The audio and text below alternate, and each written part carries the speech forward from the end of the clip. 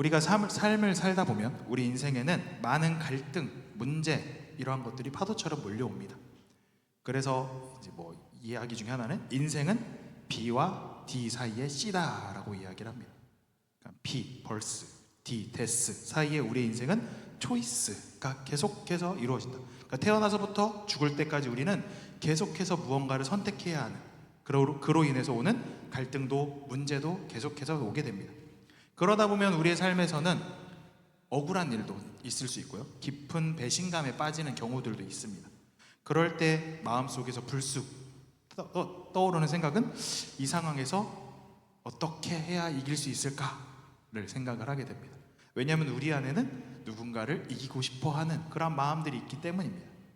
세상은 아주 명쾌합니다. 이기고 싶어하는 마음이 생기면, 적이 생기면 힘으로 제압하고, 장애물이 있으면 그것을 부수거나 뛰어넘어서 무언가를 쟁취하는 것, 그것이 승리다라고 이야기를 합니다.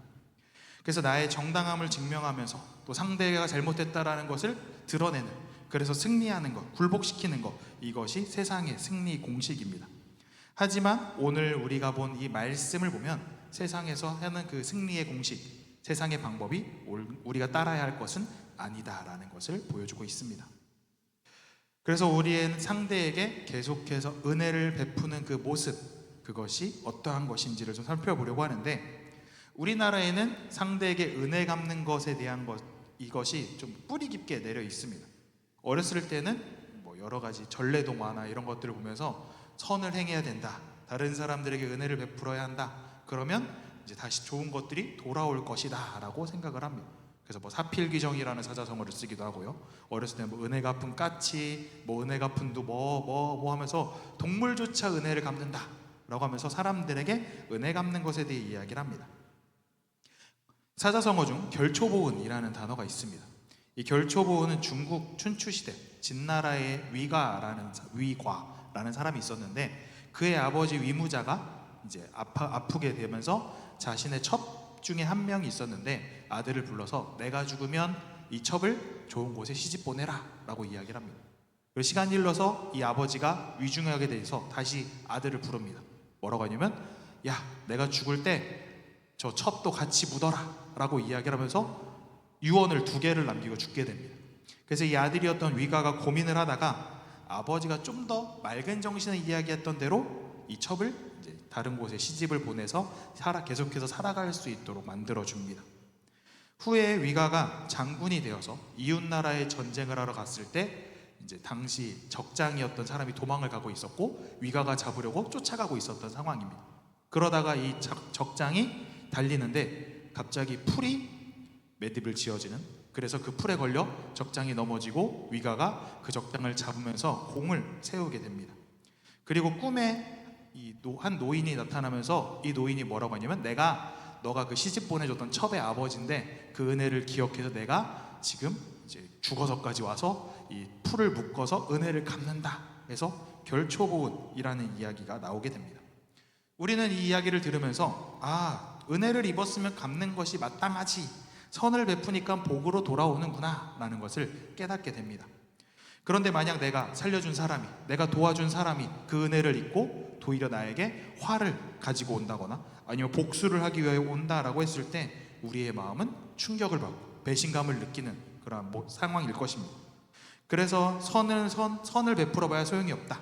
어떻게 되냐? 악은 악으로, 눈에는 눈, 이에는 이로 갚아야 된다라는 생각이 들었을 것입니다.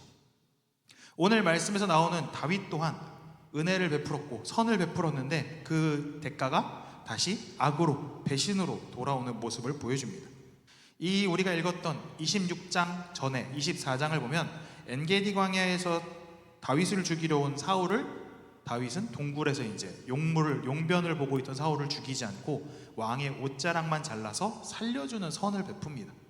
그때 사울이 눈물을 흘리며 뭐라고 하냐면, 너는 나보다 의롭다 라고 이야기를 합니다. 그러고 이제 빠이빠이 하고 헤어집니다. 그런데 다시 다윗이 저기 숨어 있다라는 이야기를 듣고 사울이 3,000명의 군사를 이끌고 다시 다윗을 잡으러 갑니다. 그러한 상황에서 다윗 앞에 놓인 선택이 등장을 합니다. 이 선택을 무엇이냐? 이 지긋지긋한 악연을 끊는, 선을 악으로 갚는 자를 끊어버릴 수 있는 방법, 믿고 아니면 이것을 또 다른 방법으로 풀 수 있는 것이 있는데 다윗의 선택을 우리가 함께 살펴보면서 진정한 승리가 무엇인지 함께 생각해 보도록 하겠습니다. 다윗이 사울의 이야기를 아마 들었을 겁니다. 군대 3,000명을 이끌고 왔다라는 소식은 아마도 큰 절망을 또 한 번 느꼈을 겁니다. 다윗은 계속 도망자의 신세였기 때문입니다. 그런데 다윗이 하는 방법이 뭐였냐면 이 3,000명이 왔을 때 숨고 뭐 아니면 기습을 하거나 하는 게 아니라 도리어 자신의 최측근이었던 아히멜렉 그리고 아비새를 불러서 누가 함께 나하고 저기 사울의 진영에 갈래? 라고 이야기합니다. 누가 쉽게 저요 라고 이야기하겠어요. 들어가면 일단 최소한 이제 한 명이 1,500명을 만약에 깨면 1,500명과 싸워야 되는 상황이다 보니까 아주 죽으러 갈 수밖에 없는 이제 완전히 죽으러 가는 그런 임무였는데 아비새가 내가 함께 가겠습니다 라고 이야기를 합니다. 아마 아비새가 함께 갔던 것은 지금의 기회가 이 악연을 끊을 수 있는 생각이 있었기 때문에 갔던 것 같은데 아비새와 다윗이 함께 사울의 진영을 가게 됩니다. 그때의 상황이 어땠느냐? 오늘 말씀 7절에서 이렇게 이야기합니다. 다윗과 아비새가 밤에 그 백성에게 나아가 본즉 사울이 진영 가운데 누워 자고 창은 머리 곁 땅에 꽂혀 있고 아브넬과 백성들은 그를 둘러 누웠는지라 라고 합니다. 아무리 숫자가 많아도 보통 군대는 보초를 세웁니다. 그래서 돌아가면서 이제 계속해서 이제 경계를 할 수 있는 건데 문제는 뭐냐면 이 모든 그러니까 사울 그리고 군사령관 아브넬 그리고 병사 3,000명이 전부 다 깊은 잠에 빠져 있었다라는 겁니다. 그 이유에 대해서는 12절에서 여호와께서 그들을 깊이 잠들게 하셨으므로 라고 합니다. 그러니까 지금 이들이 자고 있는 이유 그 근본적인 이유는 바로 하나님께서 행하셨다라는 겁니다.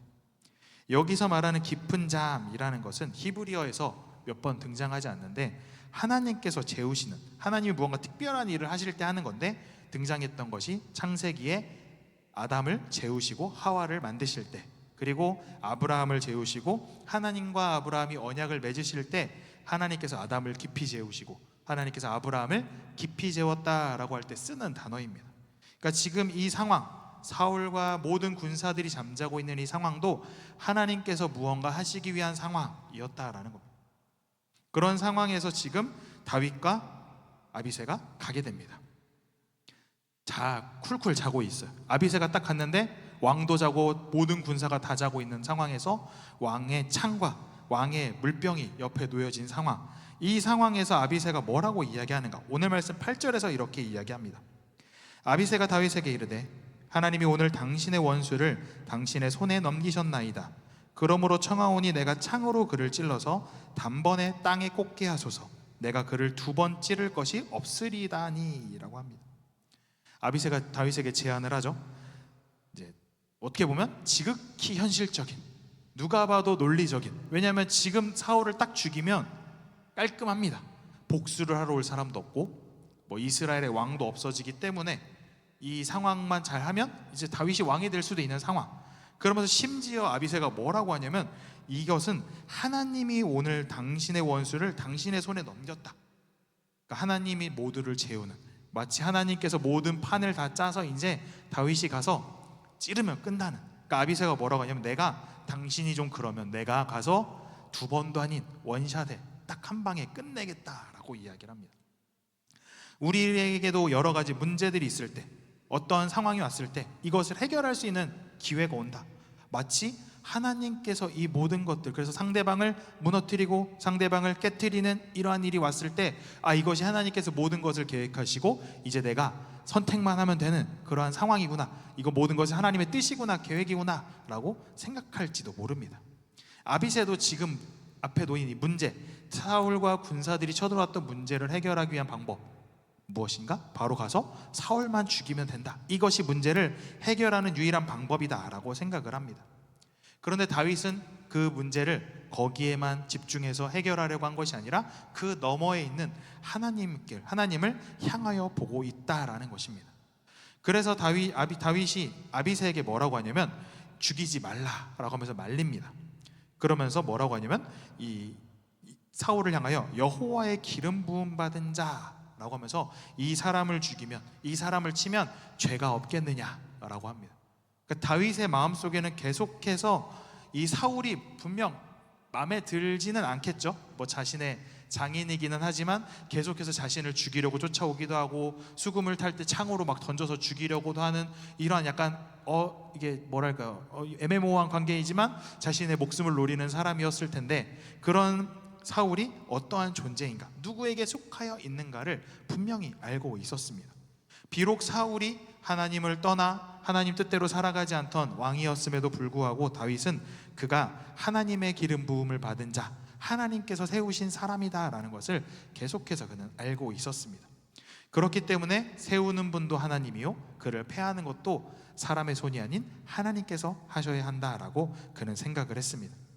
그렇기 때문에 다윗은 자신이 하는 것이 아닌 이 사울의 문제를 해결하는 건 하나님께 있다라고 그는 고백을 합니다. 그래서 오늘 말씀 10절에서 이렇게 고백합니다. 다윗이 또 이르되 여호와께서 살아계심을 두고 맹세하노니 여호와께서 그를 치시리니 혹은 죽을 날이 이르거나 또는 전장에 나가서 망하리라 라고 합니다. 하나님이 직접 치실 수도 있고요, 혹은 이제 자연적으로 죽을 수도 있고, 아니면 전쟁이 일어나서 죽을 수도 있다라고 말하고 있습니다. 우리가 잘 아는 대로 사울은 나중에 이제 전쟁에 나가서 이제 거의 죽을 뻔한 상황에서 이방인의 칼에 의하여 죽음을 맞이한, 사실은 스스로가 이제 칼 위에 엎드려서 죽었지만 이제 아말렉 소년이어서 내가 죽였다 이런 이야기를 하곤 하지만, 결국에는 사울은 전장에 나가서 죽음을 맞이하게 됩니다. 그런데 이 다윗이 고백했던 사울의 죽음을 보면 여호와께서 하시는 치시거나 죽을 날이 이르거나 전쟁에 나가서 망하는 이 모든 것들의 주체가 다윗이 사람이 아니라 바로 하나님께 모든 것을 맡겼다라는 겁니다. 다윗의 입장에서는 억울하기도 하고 힘들고 고통스러운 상황이었음에도 불구하고 그 모든 것이 하나님께 있음을 맡기고 하나님의 시간 안에, 하나님의 그 시간 계획 안에 모든 것을 맡기며 나아갔다라는 것입니다. 그래서 다윗은 그 모든 것들을 하는 것 대신에 사울의 머리맡에 있던 창과 물병만을 가지고 떠나게 됩니다.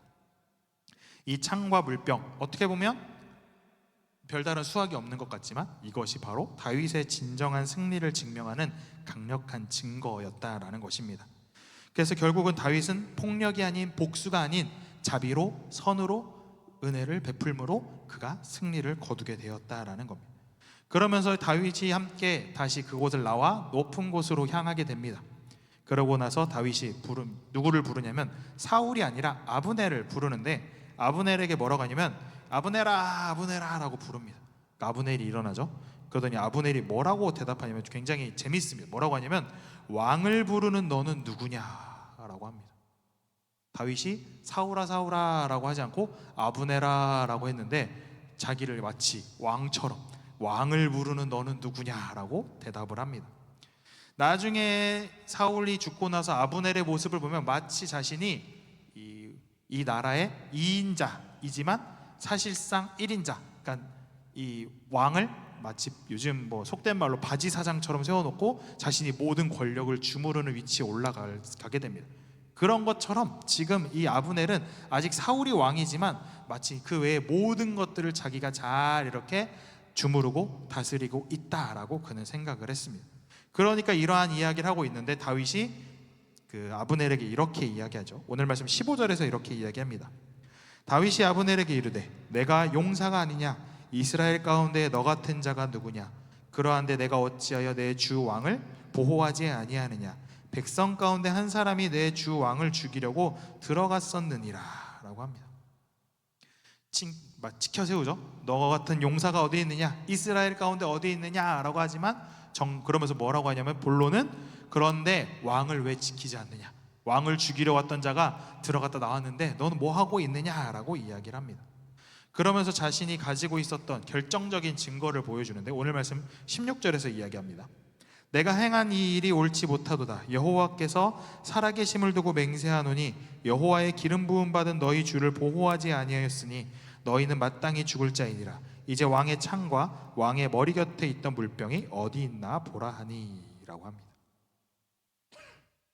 이 외침 속에서 뭐라고 하냐면 그러니까 왕의 적이었던 다윗이 가서 왕의 생명을 보호했고, 왕을 지켜야 하는 왕의 가장 가까운 자들이 도리어 왕의 목숨을 위협하는 그러한 삶을 보여주었다. 나는 무죄하다. 나는 선을 베풀었다. 나는 왕을 죽이지 않았다라는 것을 보여주고 있습니다. 다윗은 칼과 창으로 싸워서 이기지 않았고 사울을 죽이지도 않았습니다. 하지만 다윗은 이 외침 그리고 사울의 창과 사울의 물병을 가짐으로써 선을 베풀고 은혜를 베풀고 자비를 베풀므로써 도리어 승리를 거두게 되었다라는 것입니다. 자신의 손에 피 한 방울 묻히지 않고 하나님께 모든 주권을, 하나님의 주권을 신뢰하는 믿음, 그리고 하나님이 이루실 것을 기다리는 인내, 이것을 통하여 하나님께서 보여주신 진정한 승리의 모습을 다윗이 행하였다라는 것을 우리는 깨달아야 합니다. 우리의 삶 가운데서도 마치 사울과 같은 칠흑 같은 어두운 밤, 어떻게 해야 할지 모르는 여러 가지 어려움들, 문제들이 우리의 삶에 다가올 것입니다. 사실 다윗의 입장에서는 사울을 그 자리에 죽여버렸으면 게임은 쉽게 끝날 겁니다. 이 어려운 상황들, 모든 것들이 어떻게 인간적으로 보면 잘 풀릴 수도 있고요, 도리어는 잘 안 풀릴 수도 있었겠죠. 왜냐하면 왕을 죽인 이제 반역의 위치에 설 수 있었기 때문입니다. 그리고 우리의 삶에서도 어떤 문제가 눈앞에 닥칠 때 해결할 수 있는 방법, 세상적인 방법으로 해결한다고 세상적인 능력으로 한다면 해결할 수 있는 것들이 우리 앞에 있을지도 모릅니다. 하지만 우리가 그러한 상황 가운데 우리는 하나님의 방법을, 하나님의 임재하심을, 하나님의 때를 기다릴 수 있어야 합니다. 다윗은 당장 눈앞에 있는 승리를 포기한 것 같았지만 그의 인내를 통하여 더 위대한 승리를 거뒀던 것처럼 우리의 삶에서도 여러 가지 관계에서 어려움들, 상황적인 어려움들, 아니면 나의 삶의 여러 가지 문제들, 날 억울하고 힘들고 고난 가운데 몰아넣는 그러한 모든 상황이 있을지라도 우리는 그러한 것에 똑같이 갚아줘라, 눈에는 눈, 이에는 이 하는 모습을 보여주어라는 그러한 유혹 가운데 넘어가서는 안 됩니다. 오늘 말씀에서 다윗은 아비새가 똑같이 갚아주어라고 했을 때 한 번 더 참습니다. 인내합니다. 하나님의 뜻을 깨닫습니다. 왜냐하면 다윗은 하나님의 승리의 원리를 알았고 그 원리대로 행했기 때문입니다. 로마서 12장 19절에서 21절을 같이 한번 읽어보도록 하겠습니다.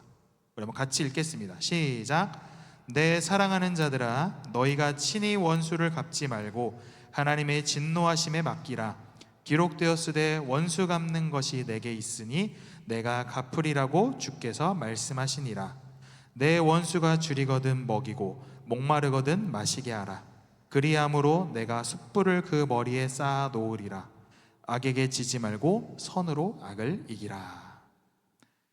뭐라고 하냐면 주님께 모든 것을 맡겨라. 그리고 멈추지 않고 원수가 굶주릴 때 먹이고 목마를 때 마실 것을 주고 하는 적극적인 선의 모습을 행해야 한다라는 겁니다. 사실 이렇게 하는 건 쉬운 일은 아닙니다. 이 악에게 지지 말고 선으로 악을 이겨라 라고 이야기를 하지만 선으로 악을 이기기 위해서는 악보다 훨씬 더 많은 선이 필요합니다. 물을 정수하기 위해서는 오염된 물이 있으면 그 오염된 물을 정수하기 위해서 깨끗한 물이 훨씬 많이 필요한 것처럼 악을 이기기 위해서는, 선으로 악을 이기기 위해선 우리가 더 많은 선들을 계속해서 베풀고 은혜를 베풀고 자비를 베푸는 그러한 모습이 우리에게 있어야 한다라는 겁니다. 그렇기 때문에 지금 당장 내가 자비를 베풀고 선을 베푸는 것들이 티가 나지 않습니다. 더러운 물에 깨끗한 물을 똑같이 넣으면 똑같이 더러워집니다. 근데 계속해서 깨끗한 물을 넣으면 그 물이 점점 깨끗하게 변해가는 것처럼 우리가 베푸는 선, 우리가 하는 이 행위들이 계속해서 쌓이고 쌓이다 보면 그 악을 이기는 선의 모습을 가지게 된다라는 것입니다. 우리가 해야 될 것은 계속해서 선을 행하는 겁니다. 그리고 그 모든 문제를 해결하는, 원수를 해결하는 것은 하나님께서 뭐라고 하시냐면 나에게 맡기라, 내가 갚으리라 라고 말씀하셨습니다. 세상은 눈에는 눈, 이에는 이, 싸워서 이겨라 라고 합니다. 사실 이 말씀은 성경에도 나옵니다. 구약의 말씀을 보면 이 손해를 입힌 사람, 눈에 손해를 입혔으면 똑같이 눈으로 갚고, 눈에는 눈, 이에는 이, 생명에는 생명, 막 이런 여러 가지 것들이 있습니다. 그렇지만 예수님께서 말씀하시죠. 원수를 내 몸같이 사랑하라. 새 계명을 너희에게 주겠다 하면서 사랑해라, 선을 베풀어라, 다른 사람을 도와주어라 라고 말씀을 하십니다. 우리는 세상의 방식, 세상은 눈에는 눈, 이에는 이라고 하지만 우리는 선으로 악을 이기는 것이 우리의 삶이며 우리의 승리의 공식이다라는 것을 깨닫고 살아가는 우리가 되길 원합니다. 우리가 세상 가운데서 살아갈 때 우리 앞에 놓인 문제들, 그것들을 해결하고 이기고 세상적인 방법으로 이겨보려고 하는 것이 아니라 모든 것을 하나님께 맡기는, 하나님의 때에 하나님의 방법으로 이루실 것을 기다리며 우리는 어떻게 해요? 계속해서 선을 베풀며 살아가는 우리의 삶이 되기를 소망합니다. 그렇게 될 때 하나님께서 우리에게 진정한 승리를 허락하실 것입니다. 이 한 주간에도 우리가 우리의 삶이 진정한 승리의 이야기를 써가는, 선을 베풀므로 하나님의 놀라운 승리의 이야기들이 우리의 삶에 쌓여가는 놀라운 은혜가 있기를 주님의 이름으로 축복합니다. 우리 함께 이 시간 기도할 텐데 우리 함께 먼저 찬양하면서 기도했으면 좋겠습니다. 우리가 주의 말씀을 의지하며 주님이 도우실 것을 기대함으로 우리 함께 전능하신 나의 주 하나님 함께 찬양하며 나아가겠습니다.